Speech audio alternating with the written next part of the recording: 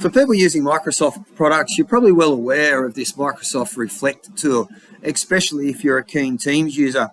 If you're not aware of this website here, reflect.microsoft.com, is the place for all the information.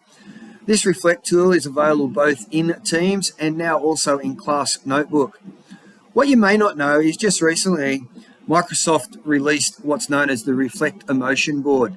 It's primarily aimed at schools where they don't have access to one-to-one devices, and it's basically a paper version of the Reflect that is in Teams and Notebook. So in a nutshell, the educator builds the emotion board, and you get to choose from a large board space or a small board space, and the resources accommodate the different size boards.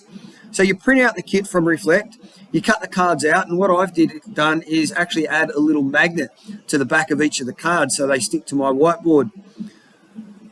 You assign a card, and what they are is little animal cards. You assign a card to each student, and Teams actually does that for you. You can make changes if you need to. Students then come along, they place their card into the category beneath the motion category that they're relating to at that time.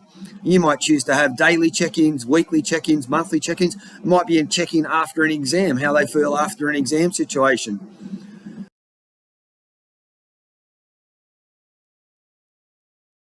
Once the students have placed their cards into their category, the teacher comes along, takes a photo, either using their webcam, using a phone, whatever they like. They then come into Teams. And here's what it looks like in Teams. If I just go back a page, you find it in the Reflect tab. Over on the side, we've got this little sidebar that's possibly closed. So you expand that sidebar, you click on the Reflect Emotion Board. You get the option to download the kit, which I've already done previous to this. And you can see that each student in that group has been assigned a card. So you come along, take your photo, and when you're ready, you click on this button here that says Collect Responses. You locate that photo, and I'm going to upload that photo for it to scan. Here's my photo here of the board. So it comes along and scans those different cards, those different students.